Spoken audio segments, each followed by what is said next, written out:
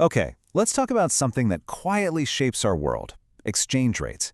This is a huge piece of the economic puzzle, one that affects global trade, business competition, and, yeah, even the price of the coffee you drank this morning. Have you ever saved up for that dream vacation only to find out your money doesn't go as far as you thought it would? Or maybe you noticed that new phone you've been eyeing suddenly got a little cheaper. Well, that's not just random chance. It's the invisible hand of exchange rates at work. So let's break down what that actually means. At its heart, an exchange rate is really simple. It's just the price of one currency in terms of another. You know, how many dollars you can get for a pound, or how many euros for a yen. But that one little number, it has massive consequences, sending ripples through the entire global economy that affects businesses, governments, and you. To really get a feel for this, let's look at two sides of the same coin. First up, what happens when a currency gets stronger? We're going to call this Act 1, the story of the strong pound. Now, here's the first thing you have to understand. A strong currency is never just good or bad. It's a total double-edged sword. It creates a really clear set of winners and losers. For anyone buying stuff from other countries, it's great news. But for anyone trying to sell their stuff to other countries, it's a huge headache. So who's celebrating? The buyers. A strong pound basically flexes its muscles overseas. British companies importing raw materials, or you just buying a new car made in Germany, suddenly find that your money goes way further. It's like everything from abroad is suddenly on sale. But remember that double-edged sword? Here comes the sharp part. Just follow the logic here. When the pound's value goes up, a product made in the UK gets a much bigger price tag for, say, an American buyer. That makes it way harder to sell. Demand can start to drop, and pretty soon British exporters are in a really tough fight just to stay competitive on the world stage. Okay, so we've seen one side of it. Now let's completely flip the script.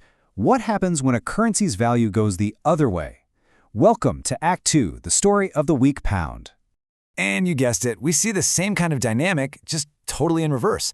A weak currency isn't all doom and gloom. In fact, for anyone selling abroad, it's a massive advantage. But for the rest of us, buying imported goods, our wallets are definitely going to feel the squeeze. So check out how this advantage actually builds up. A weaker pound makes British goods look like an absolute bargain to international buyers. And that can kick off a pretty powerful chain reaction. Demand overseas skyrockets, which means UK companies are producing more, they're earning more, and they might even start creating more jobs. But there's always a catch, isn't there? That same weak pound makes all those foreign goods more expensive.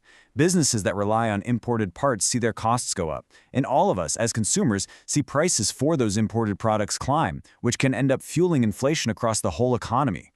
And look, this isn't just some abstract number on a screen. For any business that operates on the global stage, a change in the exchange rate can change everything.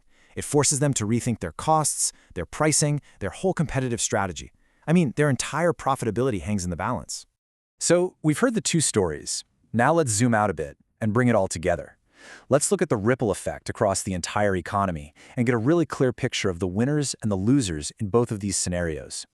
Okay, this table really lays it all out. When a currency is strong, it's a big win for importers and for us, the consumers, because we get cheaper stuff. But it hurts exporters and domestic companies who have to compete with those cheap imports. Now, when the currency is weak, you just flip that script. Exporters and local businesses get a huge boost, but importers and consumers are the ones who face higher costs. It's a constant economic tug-of-war. So after looking at all these competing forces, what's the big takeaway? What's the one thing to remember? Well, it all boils down to this. It's a constant, delicate balancing act. Which brings us to the big question, right? After seeing both sides, it's so tempting to just slap a label on it and say a strong currency is good and a weak one is bad. But is it really that simple? The reality is, no. It's never about good or bad. It's always about a trade-off. Every single shift in an exchange rate is just a rebalancing of the scales. It gives an advantage to one group while creating a new challenge for another. And that leaves us with one final big question to think about. In a world that is more connected and more intertwined than ever before, what does this constant economic tug-of-war really mean for our future? Because understanding this balance isn't just about money. It's about understanding the very nature of the global economy itself.